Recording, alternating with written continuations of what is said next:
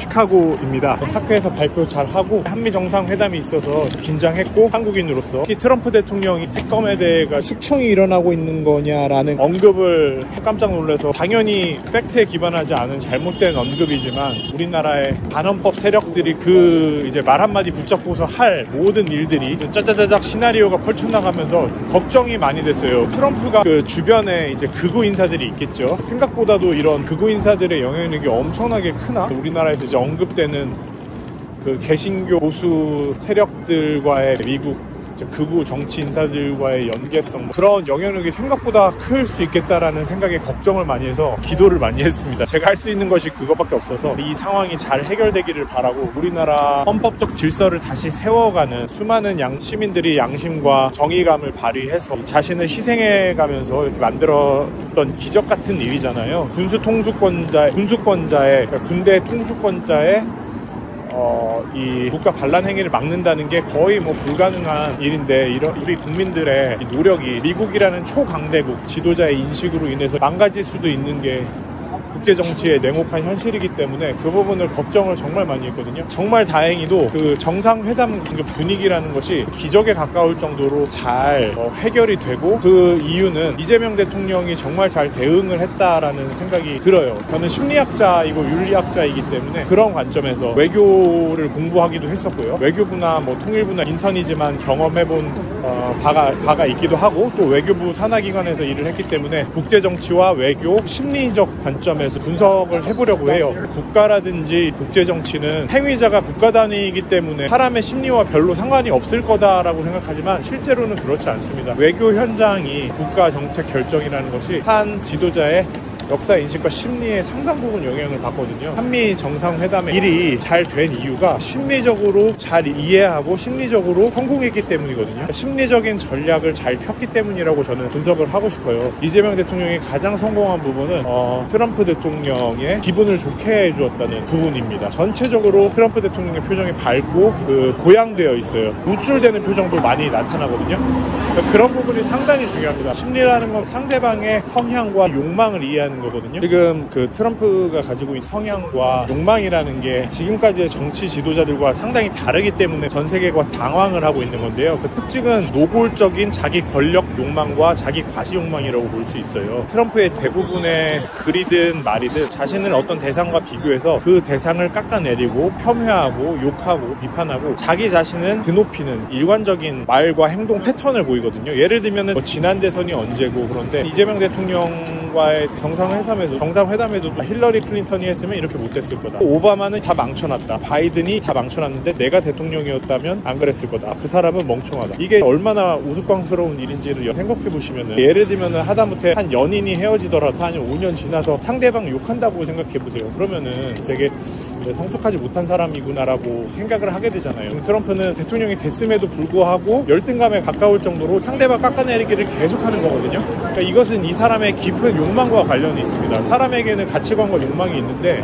트럼프가 보여주는 욕망 그리고 세계관은 마키아벨리즘적 세계관, 그러니까 권력에 대한 투쟁이 세계관의 중심적 내러티브예요. 이 세상은 결국에 1등이 되기 위한 전쟁이다, 경쟁이다 라고 생각하는 것이고, 미국이 대통령이 됐으니까 이게 끝날 것 같죠? 그렇지 않습니다. 이 사람의 욕망은 노벨 평화상, 왜? 오바마가 받았으니까. 이런 식으로 확장돼가는 거거든요. 워싱턴 DC에서 케네디 센터를 막 건드리고, 사실 미국 사람들이 케네디를 좋아해? 감히 케네디가 나보다 인기가 많아? 그러면 케네디를 이겨야지 하고, 케네디 센터를 자기 이름으로 막 바꾸고 싶어서 마음속에 욕망이 꿈틀꿈틀 충동질 할 거예요. 자기 권력과 자기 과시의 욕망을 가지고 있는 건데, 또 특징이 나르시스트라는 거거든요. 그러니까 다른 사람들의 기분이나 사회적 맥락이 전혀 상관이 없이 내가 하고 싶은 말만 막 한다.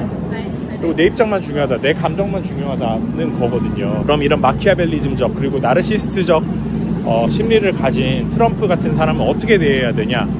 여러분들도 잘 아시겠지만 우쭈쭈 해줘야 되는 겁니다. 우쭈쭈가 결국 정답이에요. 이성적인 대화는 어떻게 보면은 뒷전입니다. 트럼프와 이성적 대화를 시작하기 위해서는, 협상을 시작하기 위해서는 일단 우쭈쭈부터 시작해야 되고, 그 우쭈쭈를 통해서 네가 나보다 훨씬 훌륭하고 나는 네 편이고 네 부하야, 나는 네 꼬붕이야, 이런 거를 인식시켜줘야 돼요. 굴욕적이기도 하지만 어쩔 수 없습니다. 옛날 로마 황제 같은 마인드를 가지고 있는 사람 앞에서는 황제 대우를 해줘야 되는 거예요. 그러지 않으면은 밑보여가지고 수많은 지원들과 실질적 혜택들을 놓치게 됩니다. 그것을 한 대표적인 인물이 젤렌스키 우크라이나 대통령이죠.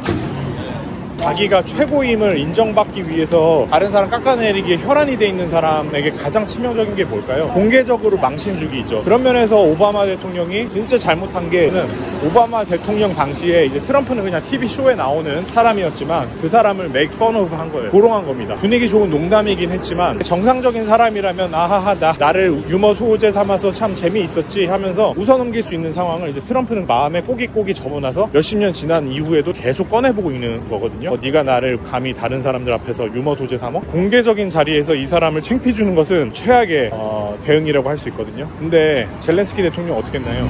이 사람은 트럼프 대통령과 공개적인 자리에서 설전을 벌였어요. 심리학적 관점에서 보면 정말 멍청한 짓입니다. 그러면 트럼프 대통령이 젤렌스키에 대해서 어떻게 생각할까요? 네가 감히 나에게 도전해? 기분이 나쁜 거예요. 직장 상사가 사이코적 성향을 가지고 있는데 공개적인 회의에서 직장 상사에게 건의에 도전하면 어떤 일이 일어나겠어요? 완전 밉보이겠죠. 자기가 원하는 결과마저도 망쳐버리는 겁니다. 젤렌스키는 심리적으로 대응하지 못한 최악의 사례라고 보시면 되고요. 반면에 이재명 대통령은 트럼프가 원하는 것이 무엇인지를 심리적으로 파악하고 그것을 기대 이상으로 해내는 심리적으로 뛰어난 전략, 전술, 이해도를 보여줬다라고 생각이 들어요. 아니 어떻게 이재명 대통령은 심리적으로 이 사람을 이해하고 대할 수 있었을까? 그 부분이 저도 신기했습니다. 이재명 대통령 어렸을 때부터 수많은 고생을 하면서 사람들의 눈치 보는 것, 심리적인 이해에 대한 게 깊다라는 생각이 들어요. 산전수전 다 겪은 사람이기 때문에 이 사람이 뭘 원하는지에 대해 가지고 기본적으로 알고 있는 것 같다라는 느낌을 받았거든요. 대단한 능력이라고 생각해요. 이 젊어서부터 고생하는 게 좋다라고 옛날 말이 있지만 그런 대표적인 사례 같은데 어려서부터 잘 살면은 남의 눈치 볼 필요가 뭐가 있겠어요? 엄청나게 고생을 하니까 다른 사람들 기분 어떻게 좋게 해야 되는지 상대방 감정이 상해서 망해버릴 수 있다는 것도 잘 알고 있고 그런 것들이 이재명 대통령을 심리적으로 통찰력 있게 대응하게 만들지 않았나라는 생각이 들면서 자랑스럽기도 하고 다행이라고 생각도 들고 합니다. 오늘의 요지는 트럼프 같은 사람이 여러분 옆에 있다. 권력 중독자가 있다. 자기 비위가 상하면 못 견디는 사람이 있다라고 하면 그 사람에게는 어떻게 해야 되는지에 대해서 심리적으로 설명을 해드린 거예요. 어떻게 돼야 되느냐? 우쭈쭈 해줘야 됩니다. 우쭈쭈. 결코 그 사람에게 기분 나쁜 얘기를 하지 마세요. 그러면 여러분이 원하는 결과는 얻지 못하고 오히려 판이 깨지고요. 오히려 심각한 결과를 낳게 될 수 있습니다. 그 사람의 요구가 정당하지 않다는 것도 알고요. 나의 요구가 정당하고 합리적이라는 것도 알아요. 하지만 인간의 커뮤니케이션과 의사결정의 대부분은 이성적 판단이 아니라 감정적 판단으로 이루어져요. 그래서 상대방의 기분을 나쁘게 했는데 이 사람하고 합리적인 결론에 이른다? 이런 거는 불가능합니다. 여러분들께서 삶의 지혜로 적용하셨으면 좋겠어요. 자신의 권력 욕구를 충족시키는 게 목표인 사람도 있어요. 내가 최고라는 거를 증명하기 위해서 다른 사람을 죽이기도 하는 존재하는 게 현실이기 때문에 어떻게 그런 사람들과 함께 살아갈 거냐 하는 문제이거든요. 전 세계의 최고의 권력자라는 미국 대통령이 성숙한 사람이 아니라 권력 욕구를 가지고 있는 사람이잖아요. 유럽의 총리들과 대통령들이 트럼프 주위에 모여가지고 막 머리를 조아리는 듯한 이미지들, 그걸 지금 전 세계가 감내를 해내고 있는 거예요. 이 사람들이 바보여서 그렇게 하는 게 아닙니다. 영국 총리가 바보여서, 프랑스 대통령이 바보여서 그런 게 아니에요. 이 트럼프라는 사람의 심리를 아는 겁니다. 이 사람이 원하는 이미지를 아는 거예요. 그 원하는 이미지를 들어주되 실리적인 국가의 이익을 지켜내고자 하는 발버둥이라고 보시면은 될 것 같아요. 결론적으로 이재명 대통령이 진짜 잘했다. 심리를 잘 파악했다. 트럼프가 어떤 사람인지 정말 잘 파악했고 잘했다. 제가 이 정상회담을 실시간으로 지켜보면서 이제 감탄한 바이고요. 예를 들면 허리를 꼿꼿이 서서 세우고 말한다든지 트럼프 대통령 앞에서 계속해서 지속적으로 웃음을 지으면서 되게 밝은 표정을 유지하고 눈을 맞춰가지고 함부로 무시하지는 못하게 펜을 주기도 했고요. 또 극찬을 했죠. 입에 담기 약간 민망할 수준의 극찬을 했잖아요. 예를 들면 당신이 없이는 전 세계의 이 평화와 전쟁 종식 일어나지 않았을 텐데 정말 대단하다.